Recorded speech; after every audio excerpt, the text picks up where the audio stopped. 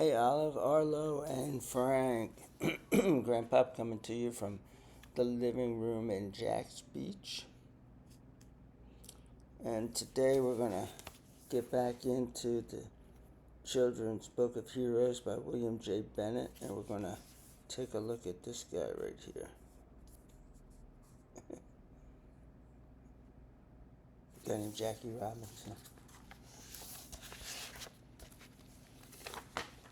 And this is him right here.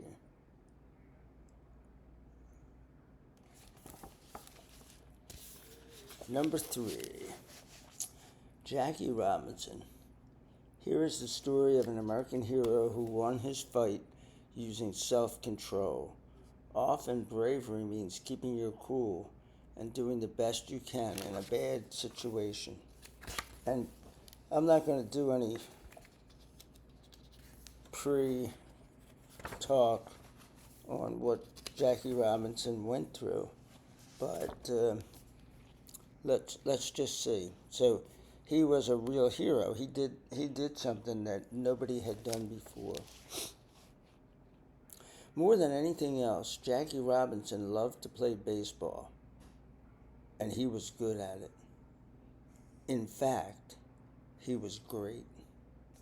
He could run like lightning, and he could hit the ball a mile. And like any other young player, he dreamed of playing baseball in the big leagues in front of thousands of cheering fans. But take a look at him and tell me if there's something about him that maybe would have kept him from being able to play in the big leagues.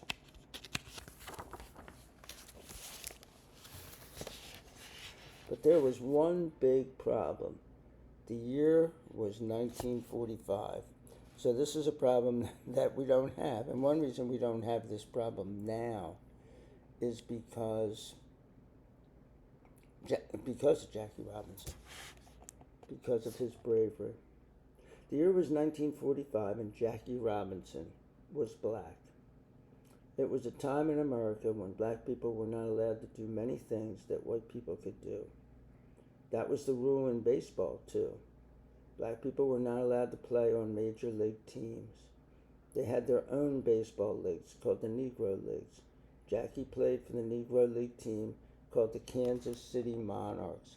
And when I was in Kansas City, maybe about 4 years ago, I went to this museum. There were two parts of the museum. Part of it was a jazz museum, and part of it was called the Negro Baseball Leagues Museum. And they're both fascinating. I highly recommend, if you're in Kansas City, checking them out. They're in an old, traditionally black neighborhood. And probably couldn't afford to live there now. But back then they were probably, you'd call it a ghetto. But when I was there, it was pretty nice. But anyway, I bought a Kansas City Monarchs shirt for your grandmother, which she wears from time to time. And she'll be in a hotel or something, and somebody will see it. It'll usually be a black guy and see it and go like, whoa, hey, yeah, Monarchs.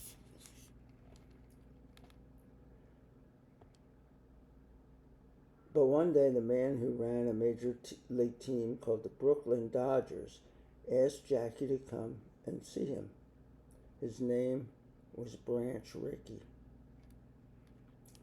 "I've heard what a good player you are," Mr. Rickey said. "I want you to play for our team." So Branch Rickey was a pretty brave man himself, because it was,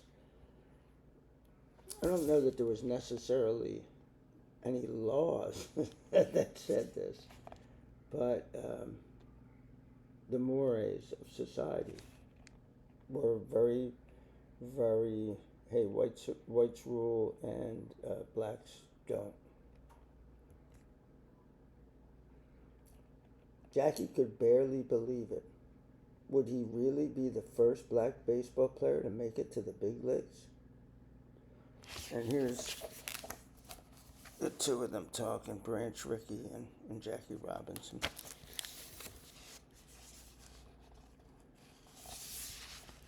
This will not be easy, Mr. Rickey went on.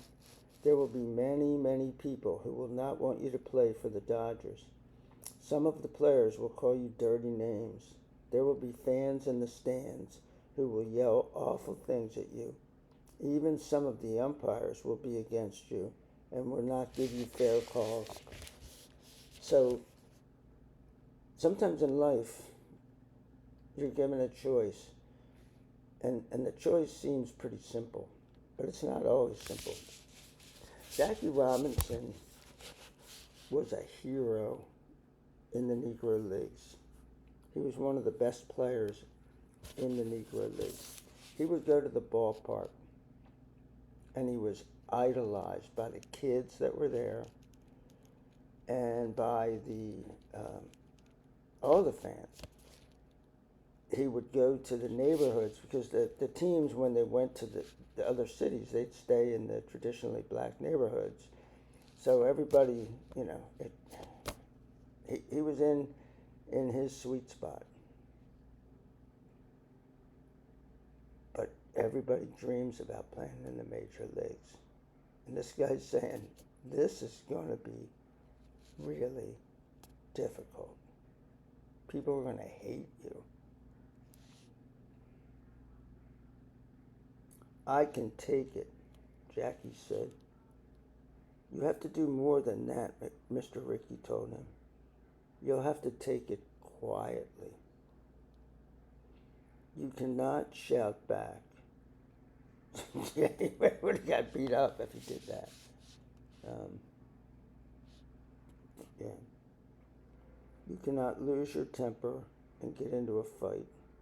That's just what they want you to do. And that's what people do. They try to, say something to get you to lose control, and they go like, yeah, see, we knew. We knew you were going to lose control.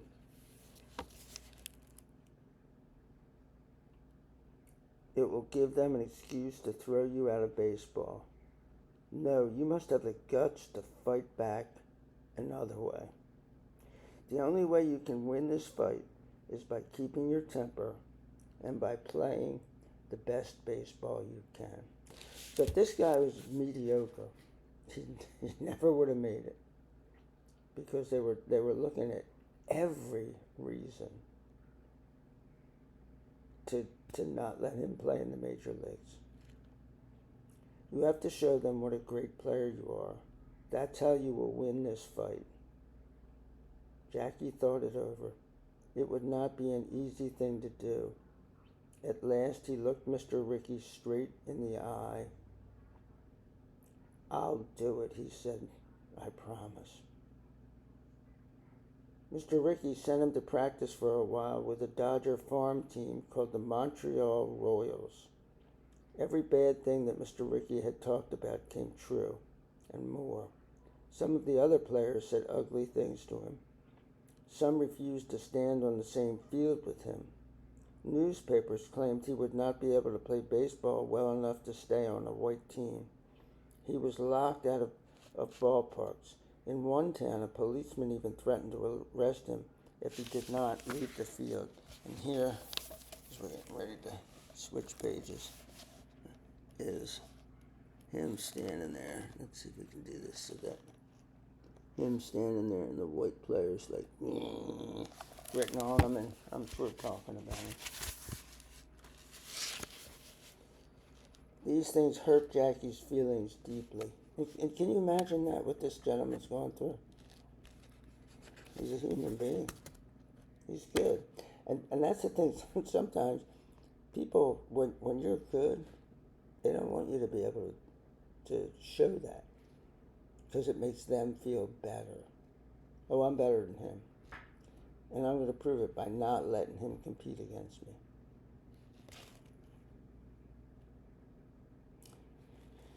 Sometimes they made him so angry he wanted to raise his fists and strike back. But he remembered the promise he had made, and he kept his cool.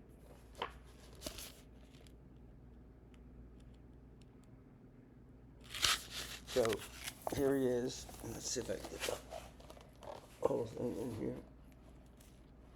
Here he is at the ballpark.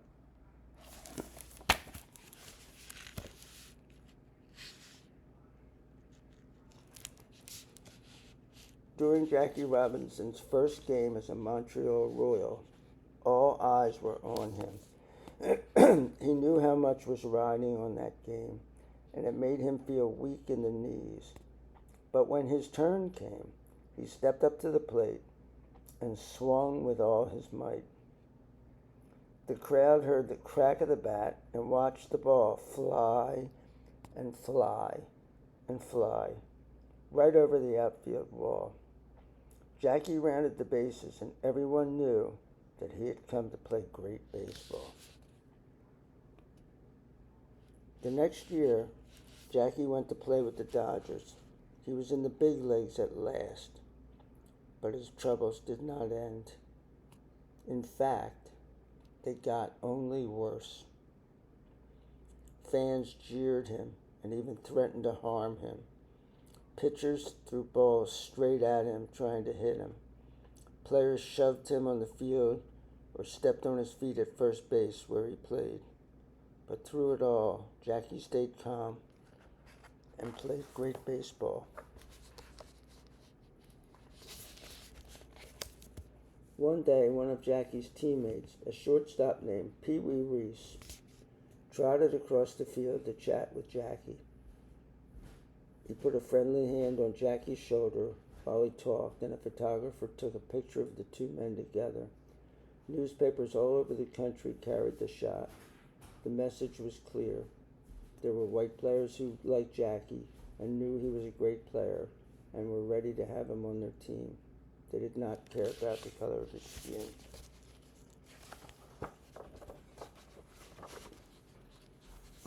And here's the picture that goes with that right there. That's just him playing.